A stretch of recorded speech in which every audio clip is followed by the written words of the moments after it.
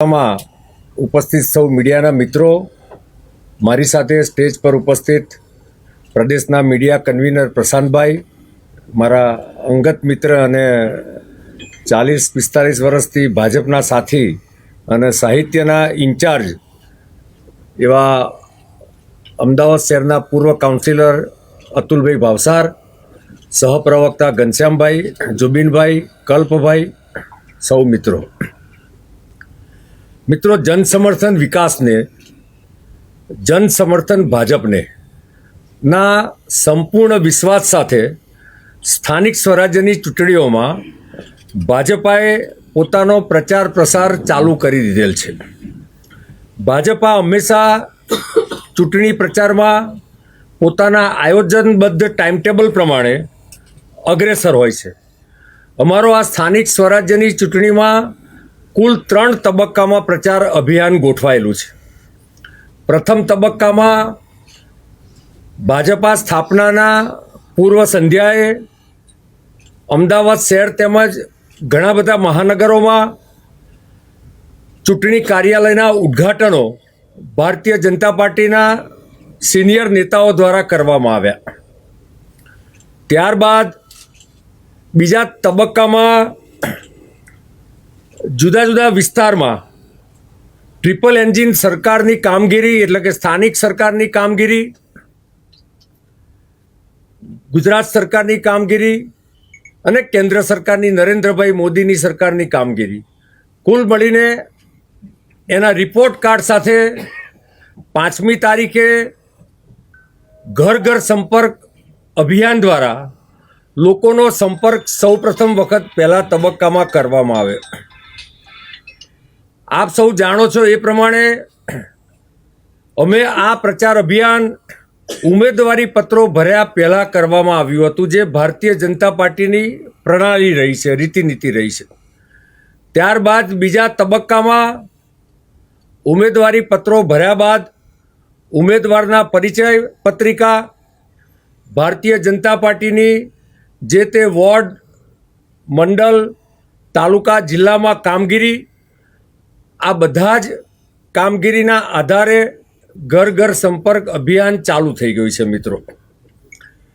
મિત્રો, અમારું આ બીજા તબક્કાના અભિયાનમાં એક તરફ અમે ડાયરેક્ટ હોમ ટુ હોમ સંપર્ક પણ કરીએ છીએ અને બીજી તરફ ડિજિટલ માધ્યમનો પણ ઉપયોગ કરીએ છીએ. અમારો ડિજિટલ પ્રચાર પણ શરૂ થઈ ગયેલ છે. પ્રચારને વધુ અસરકારક બનાવવા અને જનસંપર્કમાં ઉર્જા અને ઉત્સાહ વધારવા માટે ત્રણેય સરકારની કામગીરી લોકોના દિલ સુધી પહોંચાડવા માટે અમે ગીત સંગીતના માધ્યમનો પણ ઉપયોગ કરવાની શરૂઆત થઈ ગઈ છે, જે પ્રચાર ચાલુ પણ થઈ ગયો છે. જુદા જુદા જિંગલ્સ દ્વારા ભાજપાના વિકાસની કામગીરી, પછી તે સમાજના જુદા જુદા વર્ગની પણ હોય, ચાહે મહિલાઓની હોય, ચાહે કિસાનની હોય, ચાહે એસસી સમાજની હોય, ચાહે એસટી સમાજની હોય, યુવાનોના સશક્તિકરણની વાત હોય, આ બધી જ વાત જુદા જુદા જિંગલ્સ દ્વારા પણ અમે લોક હૃદય સુધી પહોંચાડવાનો એક અભિયાન ચાલુ પણ થયું છે.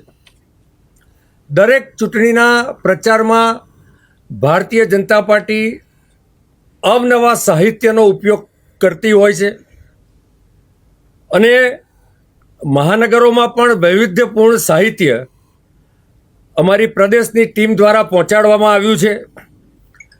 અમારું આ જે પ્રચાર પ્રસારનું અવનવું સાહિત્ય છે એ વાસ્તવિક રીતે અબાલ વૃદ્ધ સૌને ઉપયોગી થાય, બાળકોથી માંડીને મોટેરા સુધી બધાને ઉપયોગી થાય અને લાંબા ગાળા માટે ઉપયોગી થાય.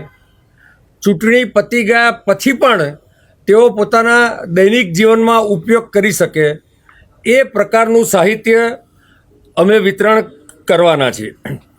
મેં જેમ કીધું એમ જુદા જુદા મોરચાની પત્રિકાઓ દ્વારા મોરચા પણ પોતે પોતાના કેચમેન્ટ એરિયામાં જનસંપર્ક રાઉન્ડ દ્વારા પ્રયત્ન સંપર્કનો સમન્વય અને સંવાદનો કરવાના છે. ત્યારબાદ જે ત્રીજા તબક્કાનું પ્રચાર સાહિત્ય છે, એટલે કે મતદાનની દિવસની શરૂઆતનું સાહિત્ય અને મતદાનની પહેલાં એટલે કે મતદાનની પૂર્વ સંધ્યાએ 1-2 દિવસમાં અમે અમારા કાર્યકર્તાઓના માધ્યમથી મતદાન સ્લીપ પહોંચાડવાનું અભિયાન એ 3જા તબક્કાનું ચાલુ થશે.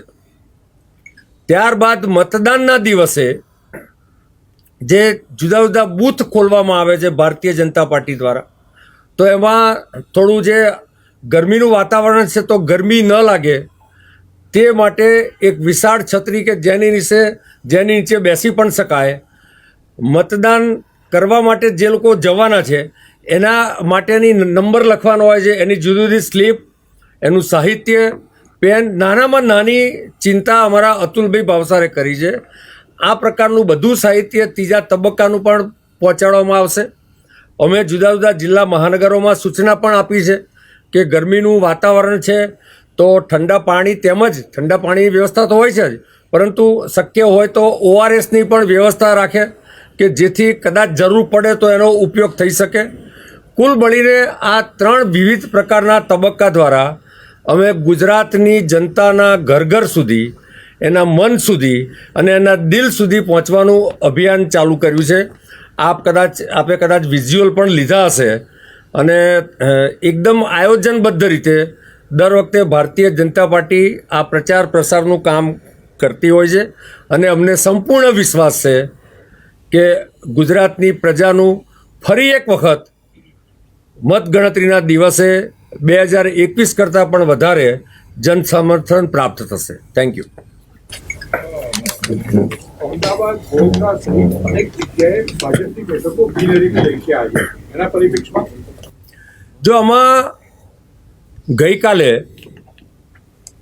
કોંગ્રેસ પાર્ટી દ્વારા એક સહાનુભૂતિ પ્રાપ્ત કરવા માટે એમણે એક નેરેટિવ બનાવવાનું કોશિશ કરી છે અને એમણે વિવિધ પ્રકારના આક્ષેપો કર્યા છે.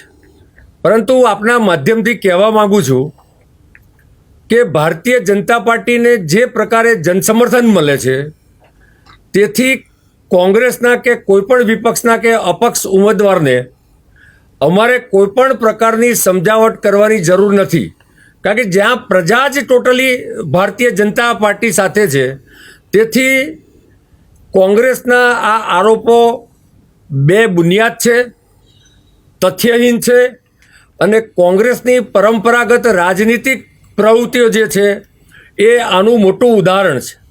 આજે પણ હમણાં મને જે માહિતી મળી એ પ્રમાણે વડોદરા મહાનગરમાં વોર્ડ નંબર 11માં 11:05 કનુભાઈ નામના એક કોંગ્રેસના કેન્ડિડેટે પોતાનું ઉમેદવારી પત્ર પાછું ખેંચ્યું અને એમણે સાર્વજનિક રીતે એવું કહ્યું કે મારે ચૂંટણી લડવી ન હતી, પરંતુ કોંગ્રેસ દ્વારા મને જબરજસ્ત દબાણ કરવામાં આવ્યું અને મારે ફોર્મ ભરવું પડ્યું હતું. આવા તો અનેક ઉદાહરણો છે. એટલે કોંગ્રેસ એની આ શકુની ચાલ ખેલવાનું બંધ કરે અને વાસ્તવમાં જો એની પાસે કોઈ મુદ્દા હોય તો એ જનતા વચ્ચે જઈને એ મુદ્દા રજૂઆત કરે. પીટાઈ કેસેટ જે જૂના જમાનામાં HMV કંપનીની ચાલતી હતી એ કેસેટ વગાડવાનું બંધ કરે અને વાસ્તવમાં હકારાત્મક રાજનીતિ કરે એવું મારું આપના માધ્યમથી સૂચન છે. Thank you. અનિલભાઈ, અત્યાર સુધીમાં કયા જિલ્લાની કેટલી બેઠકો પંચાયત બિનહરીફ થઈ છે તેની વિગતો? જે બિનસત્તાવાર માહિતી છે એ પ્રમાણે લગભગ 300 કરતાં પણ વધારે બેઠકો બિનહરીફ થઈ છે. ચૂંટણી પંચ ફોર્મ ખેંચવાનો આજે એમનો આખરી દિવસ છે, એટલે ચૂંટણી પંચ જે જાહેરાત કરે 5 વાગ્યા પછી એ પ્રમાણે હું આપને ફાઇનલ આંકડો કહીશ. Thank you.